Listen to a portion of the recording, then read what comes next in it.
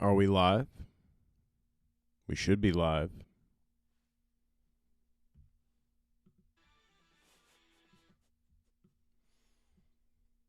Okay, we're live. What is up? Welcome to the Motorsport Report. I'm your host, Chase Holden. Yeah, we are live. Quick news. Had to double check the live stream. Quick news update. Ryan Preece was scheduled to be on this program today. Good morning, Zach. Good to see you. Ryan Preece was scheduled to be on the program today. However, I have just received word that he and his wife are expecting their second child today. So they are going to be headed to the hospital. He will not be able to join us, but that doesn't mean that we don't have a lot to cover because there is a wild amount of news in the NASCAR world. And there's some fun, interesting nuggets, too, that I have found in other forms of racing, such as Formula One, such as MotoGP, such as, we don't even talk about Formula One much. I know I already said that, but there was a pretty funny story. Some wild-ass NASCAR news, too. Wild-ass NASCAR news. Aside from the lawsuit, aside from the playoff shit, really wild NASCAR news. Somebody almost got killed over a shirt at a Family Dollar. And we're going to talk all about that. Of course, we're going to cover, briefly a little bit about the ROVAL because we've already now been 2 days into the post-ROVAL news cycle.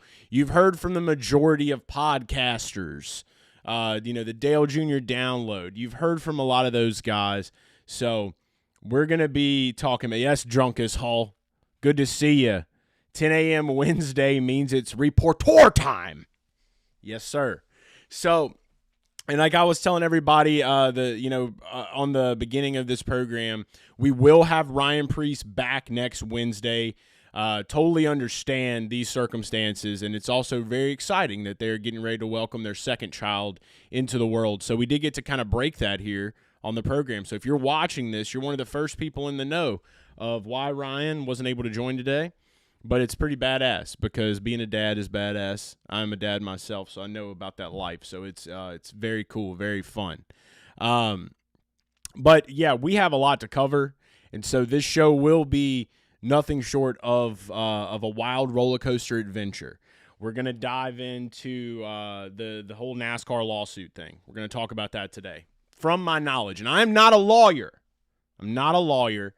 But as we do every week, before we get into all the news, all the things that are happening, and then of course the Las Vegas South Point 400 preview, we're going to discuss that. The first place that discusses it, and I have looked around. We are the first place that discusses odds for NASCAR going into the week every week. So this is the first time from all these creators and other people out here that are doing it that you'll get to hear about it here. But I'm going to go ahead and open up the phone lines because I know that that's what we love here on this program. 980-317-8717 is the number to call. Get your calls in. Talk to me about what you are seeing, feeling, what's happening in your neck of the woods. What are your thoughts on all of the things going on in the world of racing? So that hotline number is open. You can get those calls in anytime. But until we do get a call, we're not going to stop. We're going to go right in to, there we go, our first caller on Motorsport Report. Motorsport Report. What's your name? Where are you calling from? Zach from Alabama. Is Zach. What's up, Zach Attack? How we doing today? How we feeling? Feeling all right. Just been a wild weekend with NASCAR. Yes, it has. Yes, it has. You were on the live stream with us too on Sunday. You got to call in after that race, which was awesome.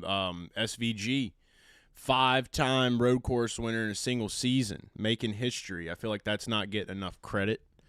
A lot of people talking out there, but what's on your mind today, Zach?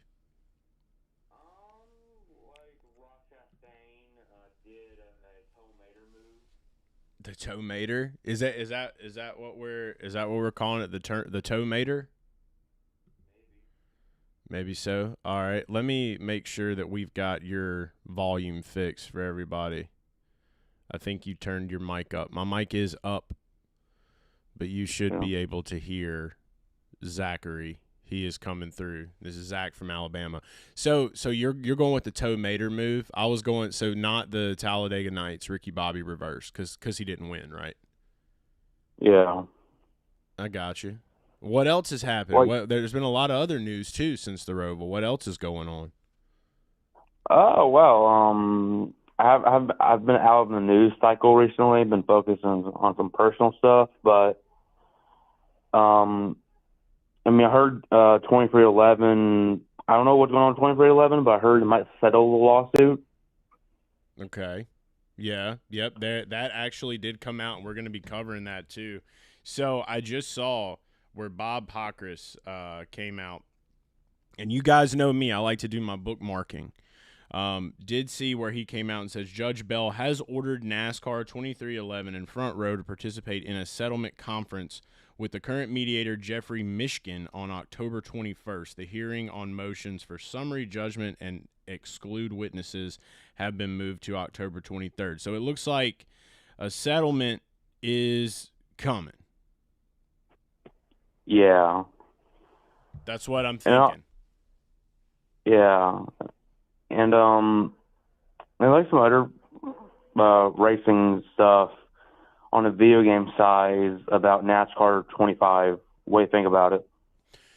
So I haven't heard a lot about the NASCAR 25 game recently. I do know it's got a release date coming out. It should be October 17th, 14th. maybe 14th. Okay, so I've heard it's going to be coming out in October.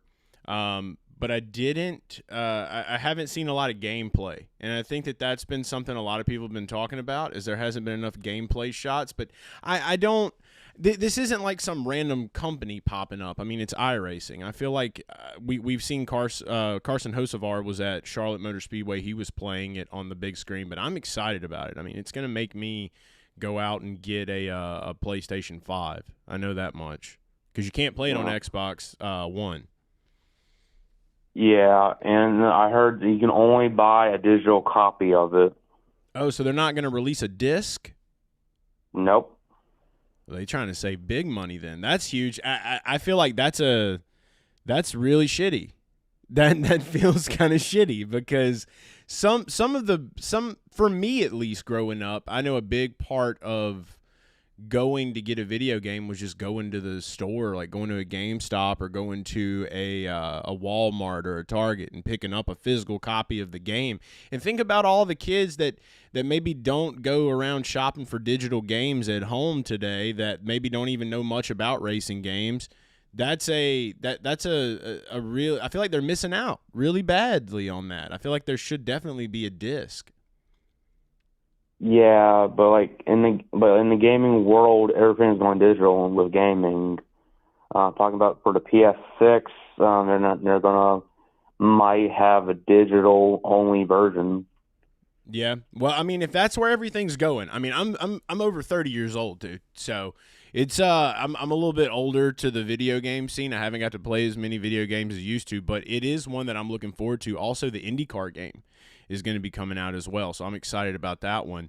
But if iRacing's doing canceled. it, no. So everything that I've been seeing is they're getting ready to release that in 2026. So okay.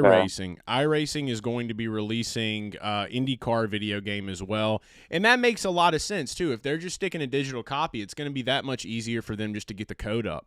And so I think that's a huge win, I guess you could say. But if that's how the kids are consuming video games these days, I mean, I don't know much. I want a physical disc, dude. I mean, I still got a Sega. You know what I'm saying? I'll still play Sonic the Hedgehog. I'll still pop the cartridge in. So I don't know. I do think that it's great that we have a video game. I do think they're missing out on having a disc in stores because there are just so many people, so many kids that maybe don't even watch racing now that might see that at the store and be like, oh, I want that, you know. because you kind of have to be, and correct me if I'm wrong, but you have to kind of be specific when you're searching on PlayStation or Xbox for a certain game you want, right? Yeah, you have to type in like the correct gaming name of it. Yeah, so that would mean that you would have to kind of already know about it before you go. See, I don't think that that's helpful whatsoever, especially if we're trying to continue to grow motorsport. You know, you got like a company like EA Sports, you know, they have the F1 game. They're putting a physical copy out there that now if the one thing I have seen that I will say about this, Zach, is if they make the cards where you can hang a card up in the game section, I think that would be kind of like the next best thing, right? If they would just make a card that you could scratch a code off on the back and you could enter it to have the game. At least they're getting some kind of physical exposure to where it's not all based solely on search. Yeah. I mean, I don't know about that, but like the whole gaming industry is going digital. Well, we know that. But what I'm saying is I'm talking about helping people that aren't into racing or kids that maybe don't know much about racing to find the game and then get them into racing. Because I don't know about you, but video games were a huge part of what I became a fan of. Madden, I played a lot of Madden growing up. I liked football. I played a lot of the NASCAR video games. It made me want to watch NASCAR. Video games are a huge part of creating fandom, especially with kids and how they grow up in the years. So I just think that physical representation in some way, shape, or form is very much needed because that's a part of why we're even making a video game, right? This isn't just supposed to be a product just for the fans. This is supposed to be a product for the fans and to create new fans, if I'm not mistaken. And if I am, that's the way I think it should be. Yeah. And like, you know, I became a motorsports fan when I was going to monster truck events when I was like 6. Mm-hmm. And like from 2013 to 2020, I've been watching Monster Jam events, all that. And when the pandemic hit, I just started watching NASCAR. So it's just, I mean, everyone getting into the sport is different. Right. Yeah, perception is key. I mean, everyone's got a different one. So I think that you're very right about that. And speaking of Monster Jam, shout out to Ryan Vargas. Ryan Vargas will be driving El Toro in Monster Jam. I heard of that news this week. So good old buddy Ryan Vargas for anybody that didn't know about that. Yeah, I did not know that. Yep. So there's a lot going on in the world, but anything else on your mind before we let you go, Zach? Not really. Just there's not a whole lot to talk about other than Charlotte. So well, there's a ton to talk about, and I'm about to get into it. So if you do decide you like, hopefully you'll be able to find some of this. I got a lot of news that I'm getting ready to cover. It's happening in NASCAR right now and outside of the NASCAR world. A couple of things that I've saw this week from around the motorsports world. But thanks so much for calling as always, brother, and good talking with you. And hopefully, are you a PS5 or an Xbox guy? I'm a PS5 person. My dad's been buying PlayStation since day one. Okay. All right. Well, when I get the PS5, you keep calling in the show, and we'll have to get your handle on there, and we'll do some iRacing together with the new NASCAR game. Oh, okay. We probably would set up a Zoom room so I can help you. There we go. Yeah. All right, brother. Well, thanks for calling in, Zach. We appreciate it. Yeah, you too. Okay, bye. Zach from Alabama. Calling in. Had some good stuff to talk about there about the 2025. Taught me a little bit about the new NASCAR game that I didn't know. I think it's stupid important that everybody that is a fan of NASCAR or potential fans have the ability to at least walk into a store and see a copy of it there. So it being only digital, I feel like, is a big loss, and hopefully that will change. Colin enters the chat. He says, Chase Law. Dum, dum, bum, bum, bum, bum, bum. Let's talk about it. So as I mentioned, Bob Pockers tweeted 54 minutes ago, Judge Bell has ordered NASCAR 2311 and Front Row participate in a settlement conference with the current mediator, Jeffrey Mishkin, on October 21st. Okay? The hearing on motions for summary judgment and exclude witnesses has been moved to October 23rd. Things are happening. Things are happening right now. And if you have been paying attention, you're kind of in the know of what's going on. If you haven't, NASCAR came out a couple of days ago, maybe literally a day or two ago, and decided that they are ready to settle. What does that mean? It means they don't want to go to court, okay? They don't want to go to court. I have a history of a weird sense of humor. I posted a video yesterday about what kind of like, jokingly, of course. I'm a big fun guy. All right? Not like a mushroom, but like I'm a fun guy, So, the thing that baffles me is like they know that if they go to court, this is going to be rough. Not just for the teams, but for all of NASCAR, because if they've got to lay everything out and that all becomes public record, public discovery, it could cause, in my opinion, something close to what happened in the 90s with IndyCar, which was the split. And I feel like there's going to be certain parties that are just going to be like, fuck it, and they're just going to throw it. And so I think it could be bad for NASCAR, but at the same time, if Denny in 2311, Michael Jordan, Denny, FRM, they went in this with a clear intention, right? They wanted to get more money from NASCAR, and they thought that all the teams deserved more money from NASCAR. If this settlement leads to that, then they got what they were after, and Michael Jordan wins again. I just, from the beginning of this lawsuit, knowing that Michael Jordan was involved, I was just like, whew. Because like everybody in the NASCAR world, everybody in the industry is like, oh, dude, this has happened before. That NASCAR knows what they're doing. They're going to run. Dude, this is Michael Jordan, dude. This is Michael Jordan. I'm going to get a sip of NOS Energy right now. Shout out to NOS Energy, by the way. It's high octane fuel for your body. It gets you going. Go to the store. Go buy a NOS Energy. I don't care what flavor you drink. It gets you going. Listen to that fizzle. It's so good. A lot of great flavors. Shout out to them. Tell them I sent you. But from the beginning, and I released some videos on this back in 2024. I talked about it, and a lot, there was some people that came to me and they were just like, dude, they were like, do you know what you're talking about? This and that. I'm not a lawyer, but I'm not an idiot. And I mean, I can kind of see things. I have a perception like everyone else, right?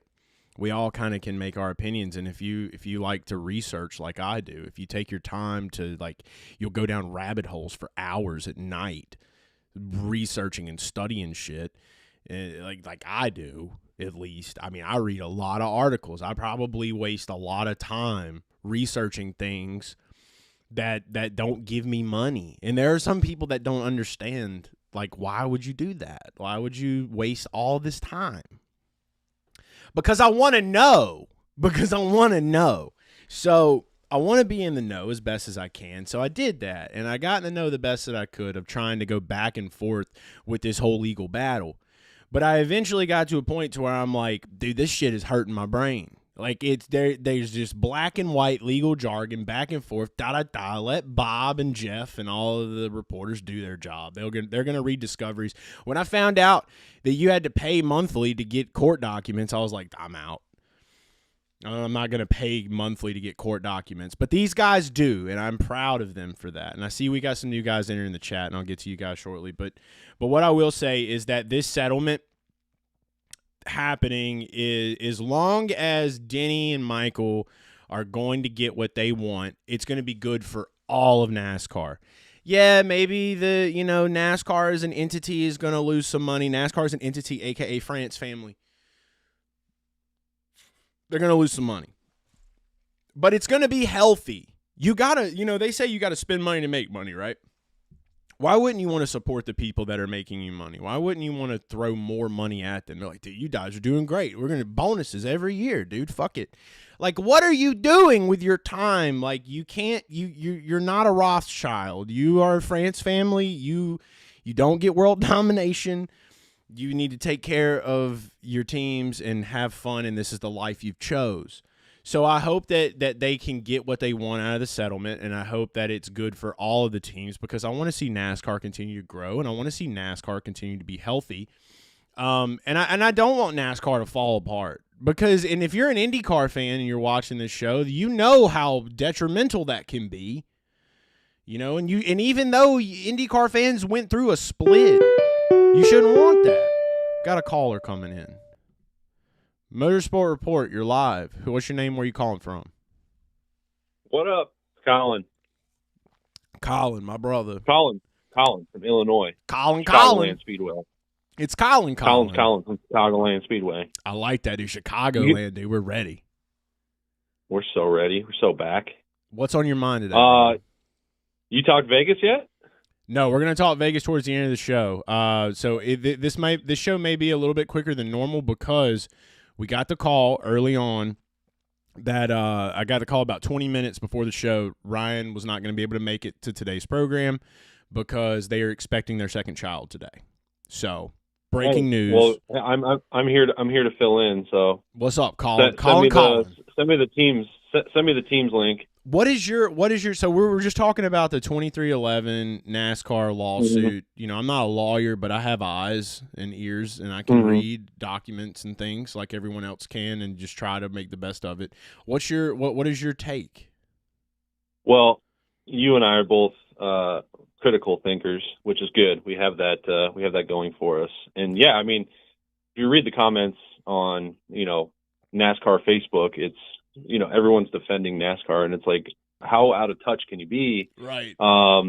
Knowing that, as I called in last time, I hate Denny Hamlin, but I love what him and Jordan are doing, making them open the books. Now they're scared. For sure, they're talking settlement because they don't want to do that. Yeah. That just tells you all you need to know about what we would find and uncover if they did so. So, yeah, I obviously am behind helping out the teams, making them more profitable. I think that's a win for everyone except for, I guess, the France's pocketbook. But they'll be okay. Yeah, yeah, right. They'll be fine. But yeah, I think everything that's wrong in today's NASCAR has been decisions made by the Frances. So anything to put pressure on them and to better, how the teams are operating is a win for the sport. Hopefully get a little bit more of a voice in that. But yeah, I don't know. They'll probably settle because they don't want to open their books. So it is what it is. I think 23 and FRM are fine. They're going to keep going. Again, got to keep those doors open for Kyle Busch to get to 2311 next year. So yeah. I'm all for it. Yeah, no, and I mean the other thing about it too, like when you really look at it for what it is, I mean, this can only better the sport, and they're going to get their charters back. They should at least. That's what you would hope out of a settlement. You're going to get your charters back. You're going to get a little more money from the TV companies, but it's more of like do you look at it kind of as like a short-term fix? Like, do you think that this is something that's just like happening now? Like, there isn't going to be any like I don't think there's any bad long-term implications of them settling and giving all of the teams more money. I don't think there's anything bad with that. No, I don't. But I mean, for the drama aspect of it, and I don't think there's anything wrong with it, but it feels like a half win, like, yeah, they're going to get their charters back and all that good stuff, but why go through all this bullshit unless you're going to get change? Yeah. So it's like a half win.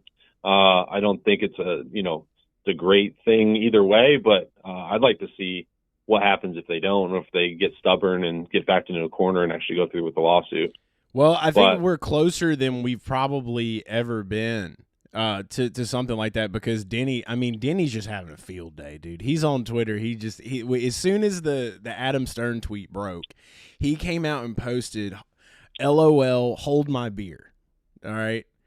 So that's the first thing Denny says to this. So, like, I mean, I mean, you can look at that in multiple ways. Like, is that, yeah, he's confident for one. I mean, when you hang around Michael Jordan, there's no other way to be.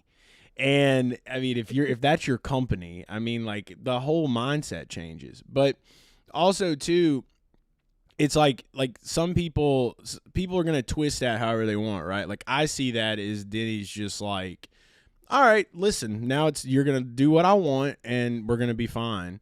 Some people are seeing it like he's saying no, like we're not settling. And I feel like those people that are looking at it from the point of Denny saying no, that we're not going to settle, it's like you don't really understand what this could do to NASCAR. Yeah, I mean, and they said, I mean, settlement has always been on the table. We're not saying no. I mean, that's what I saw earlier, at least. But, yeah, it's just going to be about who's going to be able to be the bigger man, who's going to not be so stubborn, and how can we make this the best thing for everyone moving forward. Because once the teams got involved, the teams started talking about it, or they at least came out. And I think Denny had a comment or something that he had where Pockers was interviewing him at Charlotte this weekend, where he was like, yeah, they asked the teams to say that. They asked the teams to say that they wanted them to settle. And I don't know if that's 100% accurate or not. But I do know that that's kind of the way it was worded, and I can go back and find that for us. But, I mean, aside from – what is it? Collusion. Collusion. Race manipulation. It's lawsuit manipulation. Yeah. Yeah, I don't know, dude. I want to see the best thing for racing. I want to see the best thing for NASCAR. I would like to see this result in NASCAR being a little more flexible with other series, aka IndyCar. I think that would be cool, letting them sharing the stages a little bit, you know, because they do kind of got that monocle man board, if you know what I'm talking about. Mm-hmm. Yeah, they're doing some joint races and stuff next year. Yeah, in Phoenix. So we got that race coming up in Phoenix. Yeah, it's just gonna be the one. So from what I've read, it's supposed to be they're racing on Saturday before the Xfinity race. And then the Cup race will be Sunday for Phoenix. So that's a start. You know, it's a start. But there are some other tracks that NASCAR does own. One of them is called Michigan. I think that would be cool for IndyCar to be able to kind of tiptoe around in again. Are you listening, NASCAR?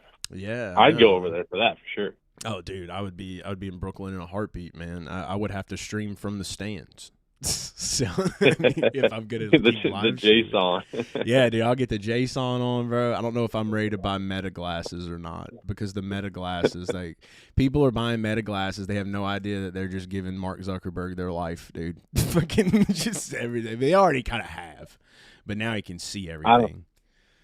Yeah, quick on Vegas. Yeah. Bell. I mean, he's going to have the right strategy this year. And Logano won his championship at Vegas last year. We can't let that happen again. You're right. Paul Wolf and Joey Logano know how to rip. That's what I was so scared of, and that's something we'll talk a little bit about too. I was so nervous, dude. I wanted Chastain to get it so bad. And I knew immediately when Logano found his little loophole back door, dude, I was like, oh, God, here we go, dude. 3 tracks. Do you bet for Logano just to carbon copy last year and win at Vegas again? I can't bring myself to place that bet. But dude, I did. It's 10-1 on FanDuel. Yeah. I mean, I'm not gonna lie. I put money on it. 10-1 for Logano to win the championship. Why not? It's fucking. Oh, you win championship? Yeah. I mean, that was his ticket to the championship, was winning Vegas, and Chris Bell, I think, should have won the race, but I think they'll have a better strategy this year and be able to use those tires and the speed that Toyota showed last year. But yeah, I don't know. What a bummer Logano winning this race last year. So I'm going to be betting against that. But yeah, who knows? Who knows? Well, brother, thank you so much for calling. It's calling in from Chicagoland. From Chicagoland Speedway. Love it, brother. Good to talk to you. All right, see ya. And we will talk a little bit more about Las Vegas, the South Point 400. We're going to preview that probably around 1:30 today. Or maybe a little bit before now, that Ryan Preece won't be joining us. Big shout out to Preece, though, and the family. They're getting ready to welcome their second child into the world today. So that is a big deal, and he will be back next Wednesday to talk all about that and talk all about the ROVAL as well. So next Wednesday we'll have Priest on. Had to do a quick cancel. Want to get to the chat a little bit. I've been seeing some chatter. Mark Reynolds has been in the chat talking a little bit. He says, proves to me that NASCAR is fixed, just like the WWE. Sorry, but that's how I feel anymore. I've been a fan for over 40 years. I don't like where it's going. Owing Me Money says, NASCAR went to crap when they stopped publishing the purses. They should publish the purses, but the purses aren't as lucrative as they once were. And I will say that. So there have been some tweets that have came out from Bob. Bob Pockers has put out some purse information from time to time, not like a weekly thing. But yeah, I think that there is there's a lot going on. Like, to Mark's point, I don't know if I'm ready to say WWE. Maybe you can look at it that way from like the points format, like from the playoffs and all of that. Like, I get more of the manufactured shit making it look that way. And it honestly, it doesn't really help when they're bringing WWE superstars to the track. But what are you going to do? I don't know. I'm just a guy sitting in a chair in a room. Looking at some of the other comments here, Zach, how about both? Logano 1,600, Blaney 800. We're going to definitely talk some betting. So don't go anywhere for that. We're gonna be going full screen. We're going to go full screen. We're going to talk betting. But I feel like we've kind of like covered. I don't want to get super deep into the whole NASCAR lawsuit thing because I'm not a lawyer. My Zen ran out. I'm not a lawyer, but there is some other stuff that I do want to say about the ROVAL quickly. There's some. I've seen a lot of hate for SVG this week, man. Shane Van Gisbergen has done something that all of these other NASCAR drivers wish they could do. And he has shown nothing but absolute domination on road courses in the 2025 season. The only other road course winner this year is Christopher Bell, and he won at COTA. Okay? He won COTA. And since then, it has been the Shane Van Gisbergen show. The dude can manage tires better than anybody. He can drive better than anybody on these corners. And it shows if you watch, and I can pull it up and we can watch it, but I could also just tell you where to go watch it. But a lot of the drivers, when they're talking, like Kyle Larson was talking about SVG and the battle that they had at the ROVAL, man, and like just how physical. And it's like he just doesn't sweat it. Watching him was like watching Alex Palou in IndyCar this year, but for NASCAR. Because like you would see those races where Alex would just kind of dip back into third. Yeah, I'll let y'all use up your tires, take it, whatever. And then he just comes back and strikes and then beats everybody by 20 fucking seconds because he doesn't pit like everyone else does. Because nobody in the NASCAR field, I guess, has figured out how to take care of their tires on road course. When you got a guy coming from that discipline, of course he's going to know better. This makes me want to see Scotty Mack in NASCAR really bad. Like, I'm not saying I want to see Scotty Mack leave IndyCar, but what I'm saying is I at least want to see him maybe do the double. I just want to see him maybe do like COTA. Like, if there is a weekend where IndyCar is off and NASCAR is on a road course race, I would love, love, love to see that. Because we're about to have Shane Van Gisbergen at Trackhouse in NASCAR and Connor Zilisch. Okay, Trackhouse is about to become the dominating force in NASCAR road courses. So a lot of the fans that are talking about how, we need less road courses, is it because you're mad that a dude came over from not America and just started whooping ass? Maybe. Think about it. Connor Zilisch, I'm telling you, I feel like the majority of NASCAR fans are about to, like every road course race is going to be like Connor Zilisch versus SVG, and they're on the same team. Ross is going to still be their oval guy. So they're going to have those three guys there at Trackhouse now to do that. But Zilisch also can win on ovals too. So it's going to be very exciting to watch NASCAR, especially the Trackhouse program going into next year because of what he's been able to do. But do not steal credit away from Shane Van Gisbergen because, my God, dude, 5 road course consecutive wins in a season. That is historic. and that deserves all the praise in the world. So don't get pissed off because, Chase Elliott and Denny and all them didn't win it. But learn to appreciate greatness. And I think that me watching IndyCar, there was a time where I probably would have been on the side of most NASCAR fans where I'd have been like pissed off that SVG won. But me moving into the IndyCar world and learning to appreciate that discipline, learning to really like just enjoy racing for what it is, has led to me becoming this person that can see from multi perspective and understand like when we get to see greatness, like how important that is and how fleeting that can be. And Alex Palou, what he did in IndyCar this year really showed that, right? And it really, there's a lot of people that were pissed off. A lot of people were mad about Palou doing what he did. But like, that's like being mad at Bill Belichick and Tom Brady for what they did to the NFL for so many years. And I'm not saying that what Alex Palou did is anywhere comparable to that kind of a run. And I'm not also saying that Alex Palou can't have that kind of a run.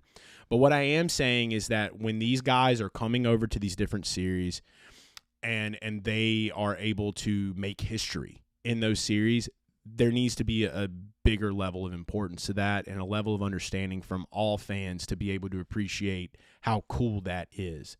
And so I just had to kind of get on my soapbox with the whole SVG thing.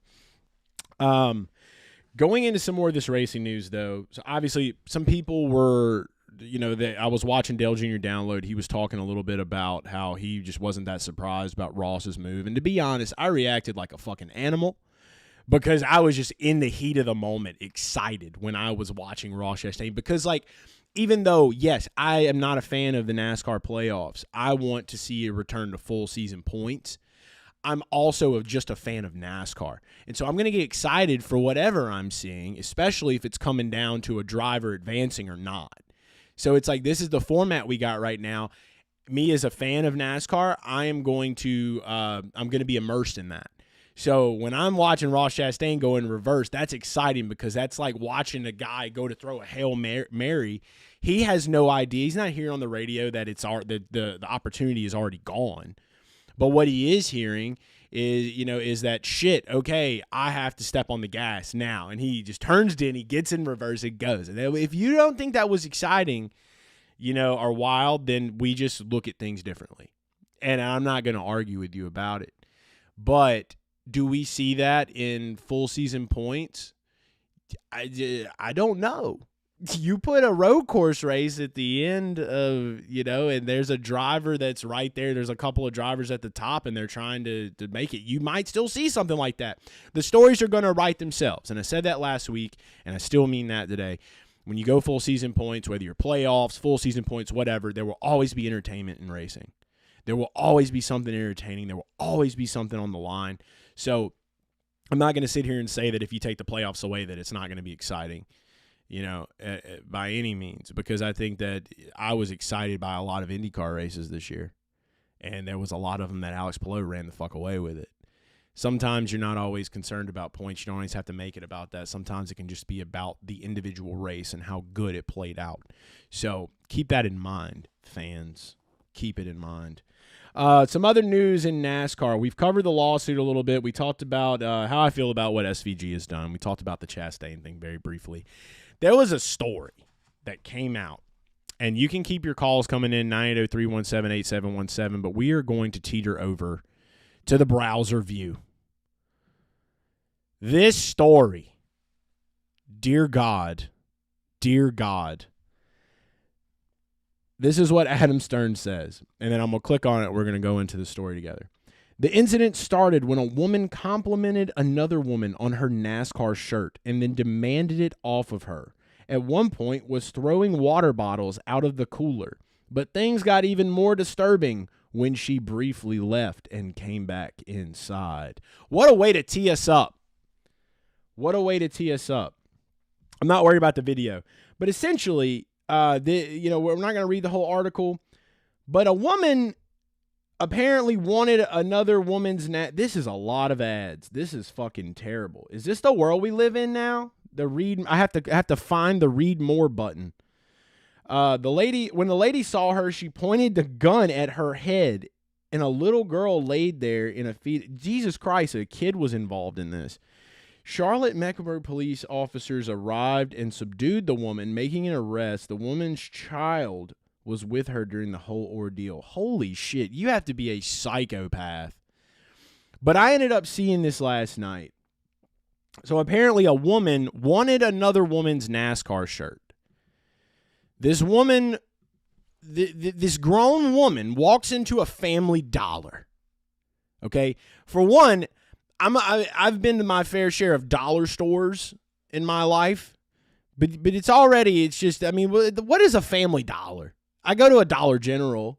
I've been to a Dollar General before. Those are a dime a dozen or everywhere. But when you go to the Family Dollar, I mean, you're probably already not in the best place, okay? A woman's got a NASCAR shirt on. They don't even tell us, and that's the big part. Like, what shirt caused a woman to want to go and get a gun and pointed at the woman to give her the shirt? This woman was robbed at gunpoint over a NASCAR shirt.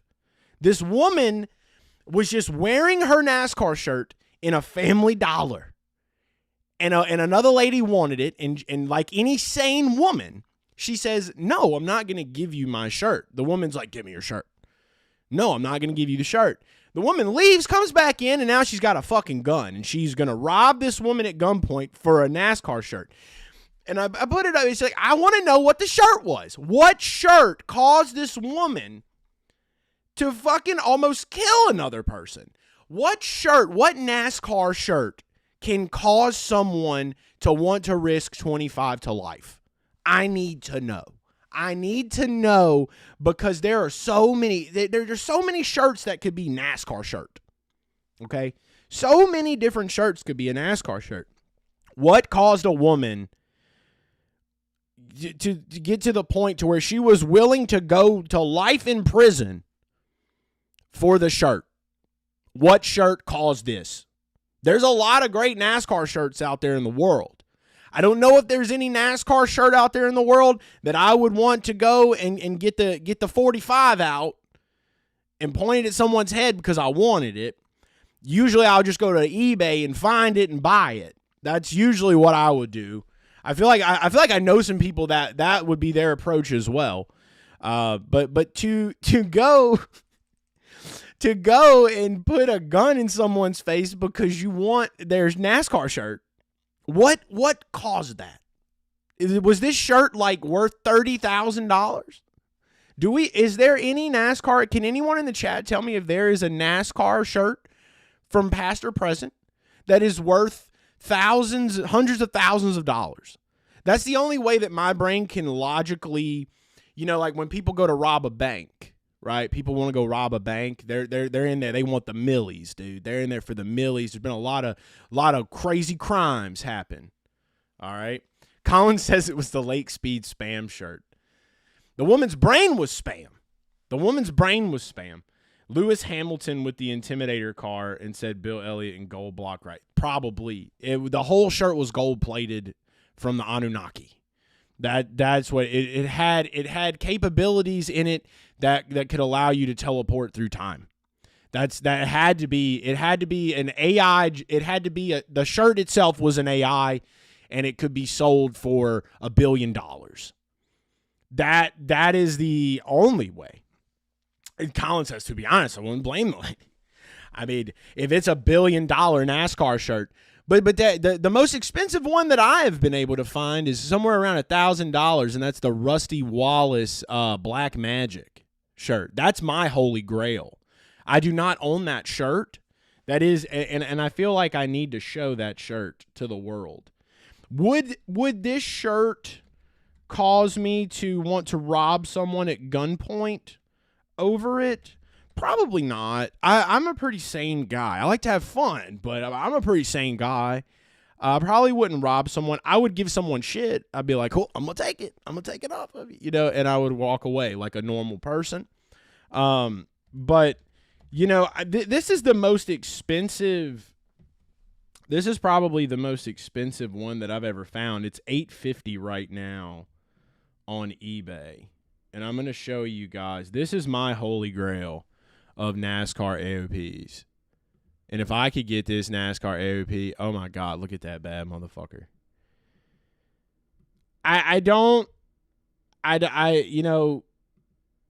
Would I try to shoot somebody for it? Probably not. Maybe with a pellet gun in the kneecap. Maybe a pellet gun in the kneecap, but only if it was like halfway off and they were like, nah. Or maybe like a Nerf gun. I would probably unload on somebody with a Nerf gun for that shirt. But I don't think I would threaten someone with an actual gun with bullets. So just want to clarify, that shirt right there, I would unload on somebody with a Nerf gun, but only if they were telling me they would give it to me and then they put it back on. That's when I would unload. I would get the full clip out, Nerf gun, unload. But would I take a gun with actual lead bullets and put it at someone's head for that? No, probably not. Yeah, and I think that most people would probably stand beside me. Apparently, the woman's going to get mental health clinics, and I feel like you should put her in a straitjacket. Put her in a straitjacket and make it an all-over print NASCAR straitjacket. That's what you should do. That's what should happen.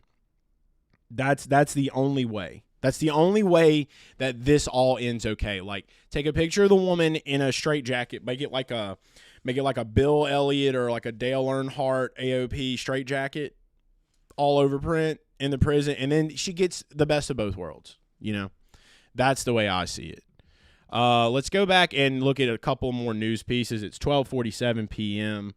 on October the 8th. It's a Wednesday. It's a beautiful day.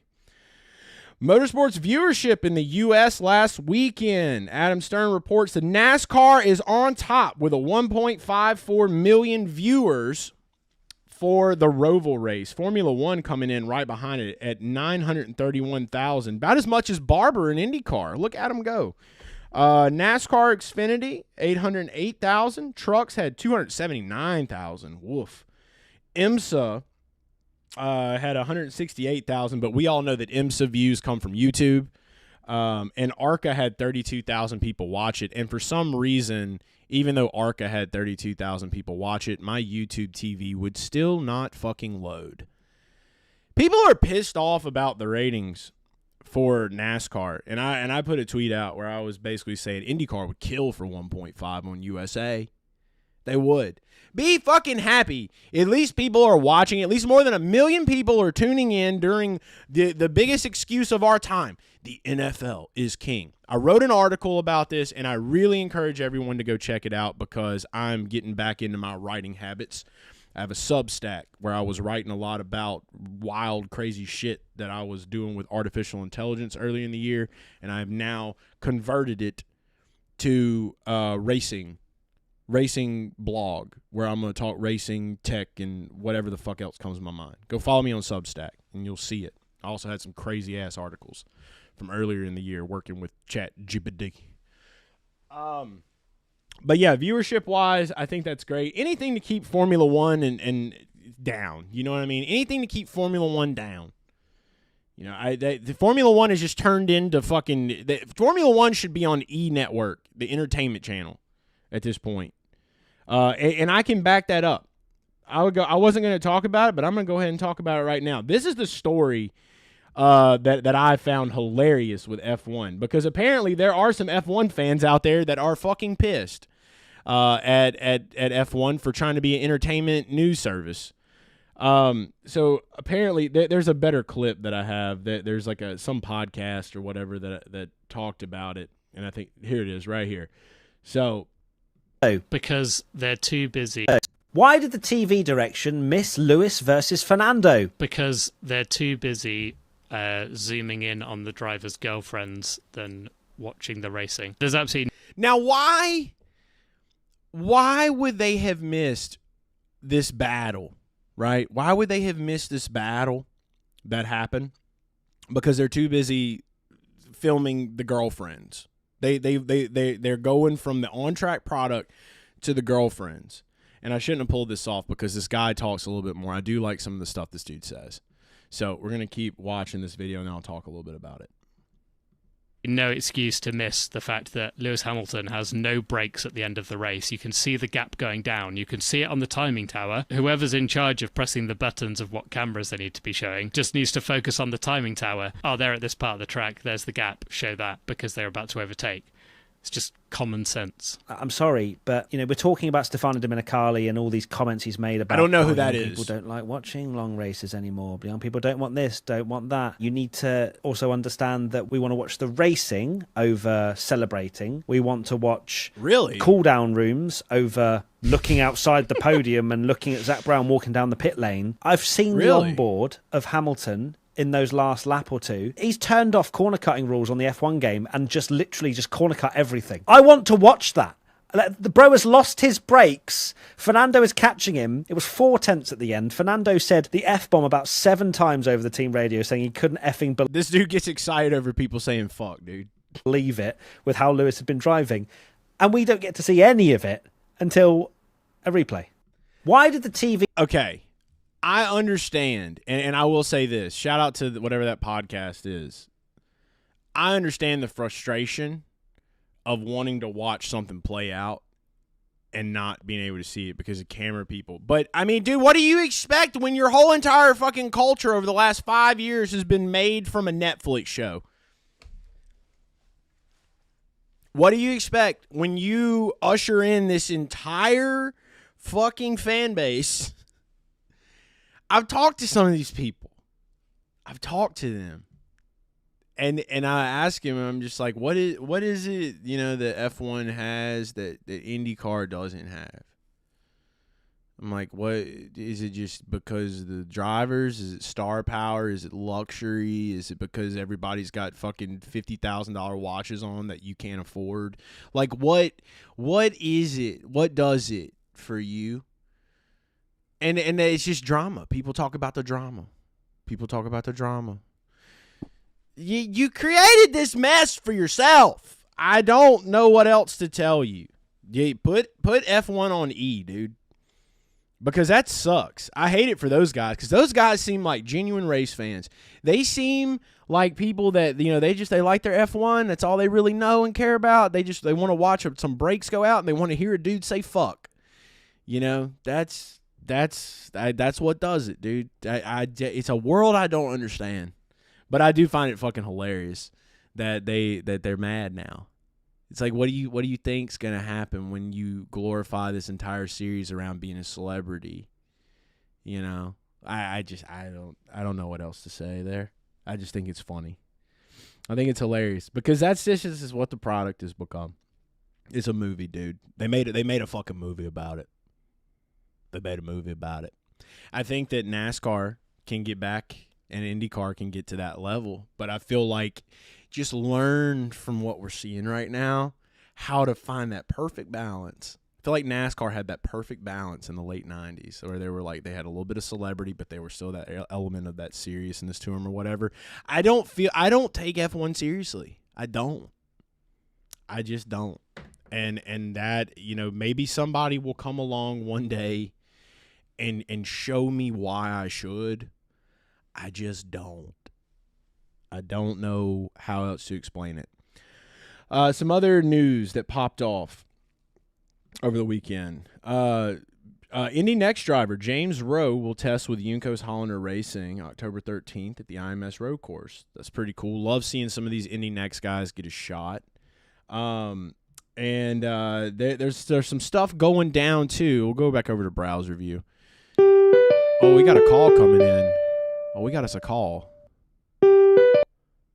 Motorsport Report, you're live. Hello, Super NASCAR fan Andrew calling in again. Andrew, what's up, brother? We were just clowning on F1. I'm good. I know you're talking about F1 and everything. I had this thought about when I'm working the concerts and everything quite a bit. I occasionally see quite a few F1 shirts at the concerts. And I asked whoever it is, who's your favorite F1 driver, and they can't even name a single F1 driver. There you go. Like, they don't even watch, yet they got the shirt because it looks cool. I rest my case. like I ask all the time, like, who's your favorite F1 driver? Just because they're wearing the shirt and they can't even name a single F1 driver. It's funny. I don't even, and that's the thing, right? Like you and I would say we've obviously started out NASCAR fans. We like some IndyCar. I can even name multiple drivers on the F1 grid, and I don't even watch. You know what I mean? But I'm also a hyper motorsports fan, so I do understand that there's that disconnect. But I mean, yeah, it's the culture that you've created. It's hype culture. That's what we live in right now. You know that more than anybody else because of your work. I mean, you work a lot of these concerts and things like that. You see how that hype goes. I mean, that's the entertainment industry. That's what it is. Yeah, exactly. But yeah,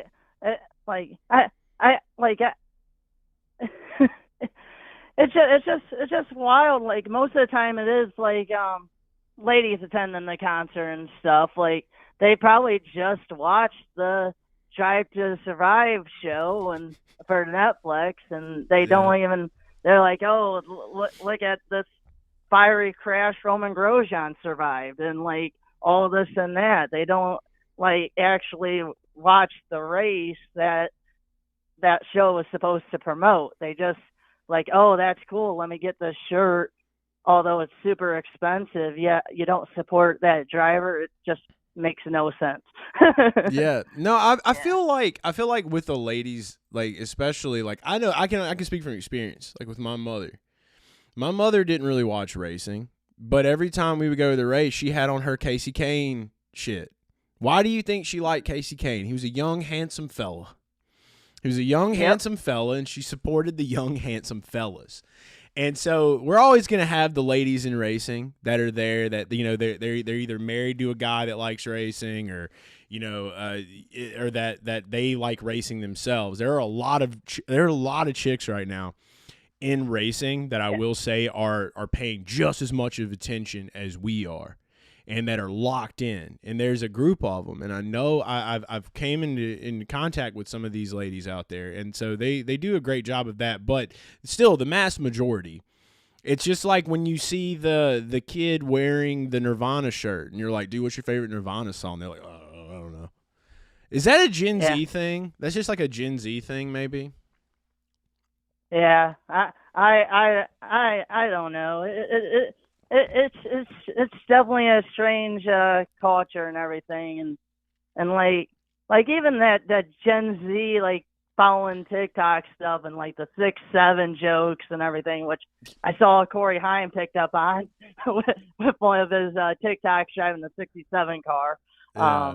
But yeah, like it's a strange world, and like it just seems like these funky trends just seem to come out of light, and like every day is something new, it seems.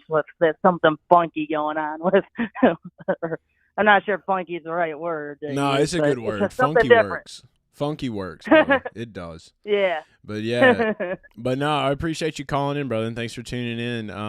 Anything else before we let you go? I don't think so. Just one more week till Dega, and I actually know my parents are actually flying to Las Vegas. They're not much NASCAR fans, but they might be flying in right before the race starts, so I might be able to get that aerial photo of them looking out the plane over the track on Sunday morning. So That'd be that awesome. sounds pretty cool. Yeah, man. Yeah. Well, you keep us posted and let us know, brother. It's always good to hear from you. Definitely. See you around, and I'm ready for Dega and Martinsville, which I will be at both. There you go. Got my tickets and ready to go. Awesome, brother. Yeah. We'll talk to you soon. Yeah, talk to you later. Bye. Super NASCAR fan Andrew calling in, one of the OGs of the Garage Guys Discord.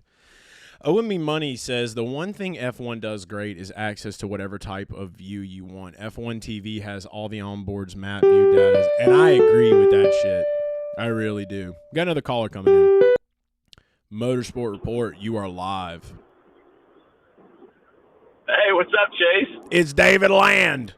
Guys, so everybody that's watching that knows Ryan Priest today, they're getting ready to welcome their second child into the world today. We were going to have Ryan on at 1. So surprise to everybody.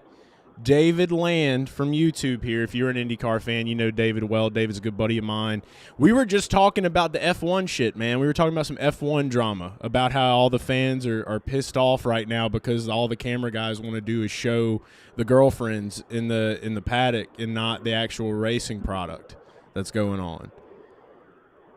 Yeah, isn't that crazy? I mean, so what's interesting about that is it's not a new phenomenon. In fact, if you go back and watch some old Indy 500s, you'll notice kind of the same thing. We used to call it wife cam. Like ABC Sports was a real big fan of wife cam. But, yeah, it's interesting that it's kind of found it. And it's not a new thing in Formula One either. But it is interesting it's becoming a controversy again, that you see complaints about. And I understand, like, showing anybody off screen. I don't care if it's a wife, girlfriend, celebrity. If I'm tuning into a motor race, I want to watch a motor race. But I think there's a thought process from the TV director's standpoint that, well, the casual fans, they're not going to care about just the race cars on track. We've got to show the human interest side of it. And so naturally they choose the wives and girlfriends. And as you know, Chase, Formula One's a big soap opera. Yeah. So they love showing the significant others, and that's part of the soap opera drama. Well, you heard it here first. Like, I'm not the only one that's saying it's the soap opera, so that's great to hear, especially from a guy like you. We've I think the big thing is, like, it's funny to see how a lot of the F1 hype. We had Super NASCAR fan Andrew called in, and he was talking about how he would see multiple people at these concerts that have F1 shirts on, and he would be like, "Who's your favorite driver?" And they have no clue. It's the hype element. It's the hype element. We've talked about it. This is this new thing in culture now. But when you've got actual F1 race fans, which they actually exist, we were watching a clip, and they were mad because they wanted to see, I think it was Fernando's brakes had went out, and they were having a battle, and they obviously get excited over hearing drivers say the word fuck. A lot. So that's what's exciting in the world of F1 is brakes going out, not wanting to watch girlfriends when brakes go out.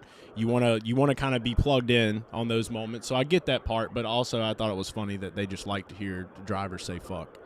But it's amazing how trendy Formula One is. You mentioned it. I mean, it's in a lot of ways it's like a fashion choice now. You know, you see people in McLaren shirts and Red Bull shirts and Ferrari.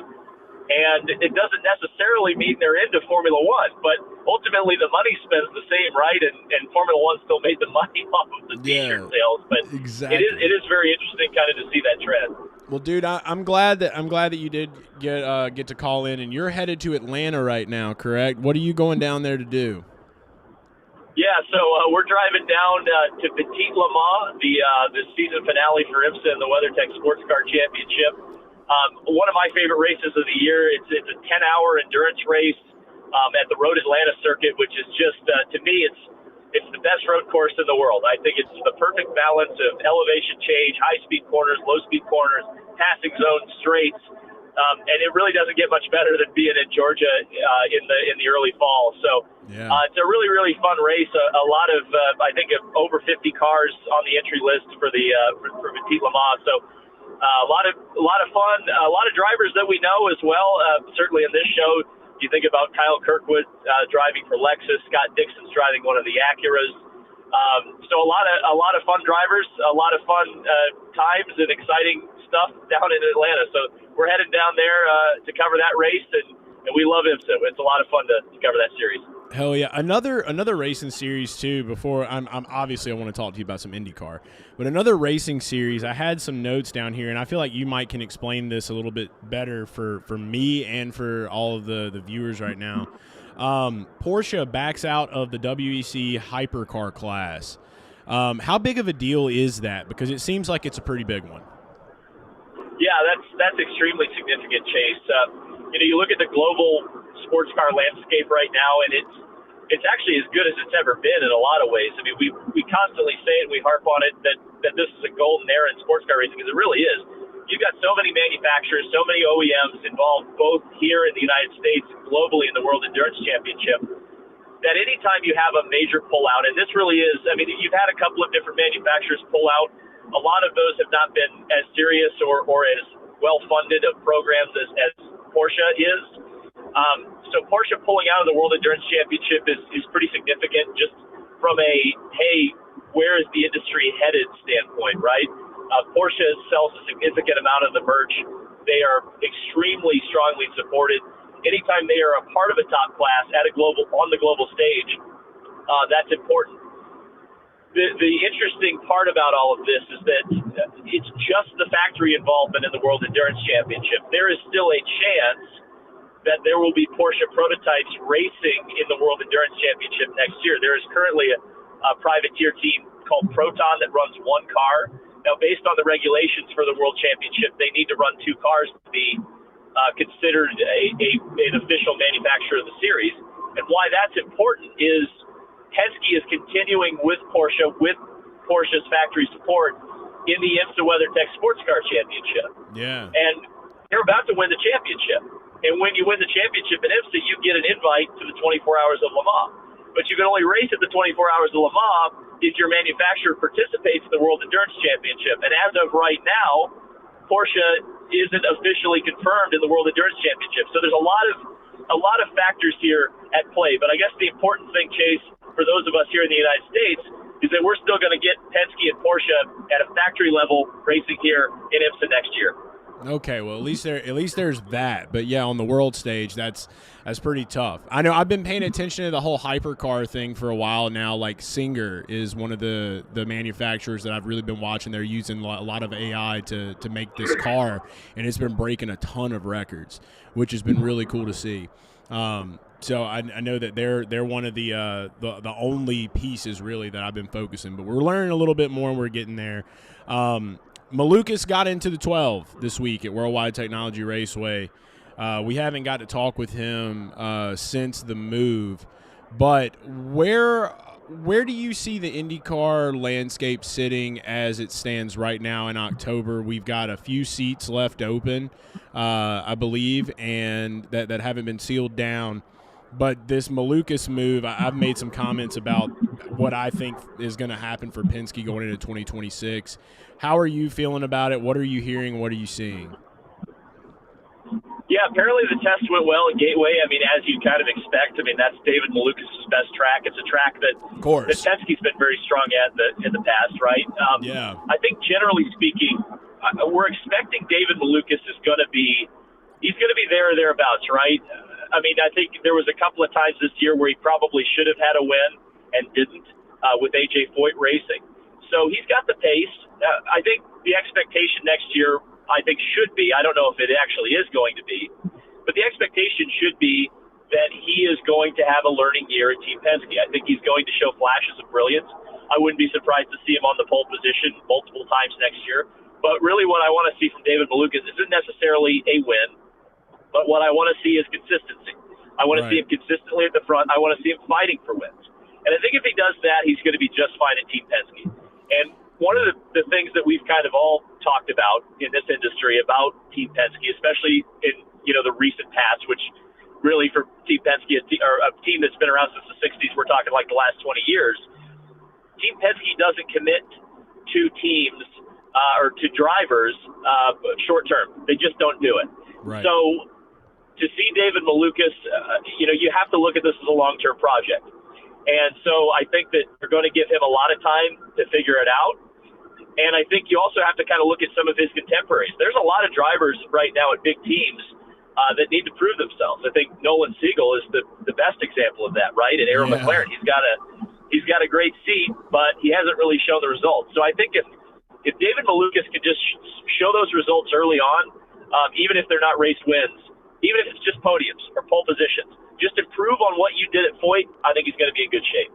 Beautiful. Yeah, I know. And you want to see him do well. I had my comments on it, like when I heard that Renus was leaving Dale Coyne, I immediately was like, man, he would be solid in that 12. But I feel like we all knew there was this ghost commitment that Malukas was always going to go to that 12 car. They stripped it down to now only I think it's just a Team Penske sponsored car. There's no Verizon on that anymore. We got any update on who's going to be whipping the Verizon car around for Penske now? No, it's still Verizon. Verizon's still the primary. a lot of times Team Penske when they test, and I don't know exactly why they do this. It is kind of funny. I think it's just mainly Rogers not giving any free lunches to anybody. Yeah. But that car will remain the Verizon car. Just sometimes when they test, they just they take all the logos off it for some reason. Well, that's good for Verizon. That That's good for Verizon because now David Malukas can be the can you hear me now guy sitting in a tree. I think that was David Malukas even born when that commercial was airing? No, but he's definitely watched it on YouTube probably when he was like 6 at a dinner table somewhere on his iPad. You know, that definitely happened. I'm excited though. They got a young, exciting team now, man, at Penske. So I'm ready to see what goes down with some of these other seats that are open though. Like I think the big one is like we want to know where VK's headed, man. Like, are you here? Have you heard anything about VK? Like, are any rumblings going on right now? Man, the rumbling is he's going to Juncos Hollinger Racing, which of course then opens up the question. And I know this is a tough one for this audience, but I mean, what's going to happen with Connor Daly, right? Yeah. Because as far as I am aware, and they've told me straight up that Stingray Rob has a contract for next year. Right. He's solidly in that car. So if the pairing is Renus and Stingray, then we're going, okay, well, what's happening with Connor Daly? Where is he going? What's he doing? And how does that all work? Because I think Connor had a pretty solid year at Juncos, especially towards the end of the year and especially on the ovals. And of course you mentioned Renus. I mean, it's kind of shocking actually that Renus has not ended up at a top tier team. You think about the best team that he's been with was the team that he started in IndyCar with, Ed Carpenter Racing. Right. And even Ed Carpenter Racing has kind of stepped up since Renus left. So it's kind of surprising to me that he's a lot of rebound. Yeah, well, for sure. It can kind of. I think the discussion right now is if it's true that he's going to Juncos, it almost kind of seems to me, Chase, like it's a sidestep from Dale Coyne Racing. Yeah. No, I mean, I from what I've heard from this partnership with Andretti, I mean, obviously I know that, you know, they got Dennis in the car now. The whole Grosjean rumor, I don't think that's all yet, but to be announced. And then, so, I mean, the Foyt seat has, correct me if I'm wrong, has the Foyt seat been announced? It is not. So right now, the front runner for that seat seems to be Caio Collet. Yeah. The Brazilian driver who I think finished runner-up in the Indy Next Championship this year. He had a great test at Mid-Ohio. He'll be testing on Monday at the Indianapolis Motor Speedway with Foyt. The impression that I get is that he's the front runner for that seat. Some other names that have been mentioned are like Jacob Abel for that. But again, you know, if Jacob hasn't been in the car yet and Caio's gotten 2 tests and they're going well, you kind of think that that's where that's going to head. But you know, Chase, honestly, one of the things that I'm beginning to think about with this whole off season, the silly season, is that at some point we're going to get to the point where there's only one seat left. You know, there's going to be more. There's going to be more drivers than seats, right? And so if you're the last team to kind of have a seat open, you honestly kind of put yourself in a really good position from a funding perspective, because if everybody's bidding for that last seat, you know, you can get the maximum amount of money for that seat. So it's kind of interesting to see the jockeying towards the end of this. I guess it's almost the end of the silly season, right? We've only got a couple of seats left to announce. I mean, you mentioned Romain Grosjean, who we fully expect will be announced very soon at Dale Coyne Racing. Actually, I think part of what we're waiting on with Romain is that his last race with the Lamborghini team is this weekend at Petit Le Mans. I would not be surprised if once he's done with that particular obligation, he will be a free agent to be able to officially announce signing at Dale Coyne Racing. So, it's very interesting to see how quickly all these seats have kind of filled up. And then we're going to be talking about who's in the Indy 500, right? Yeah. And those will be the last seats open. Who we got? McLaren have already teased like that they've got somebody big. I think we talked a little bit about that on Speed Street about a month or so ago.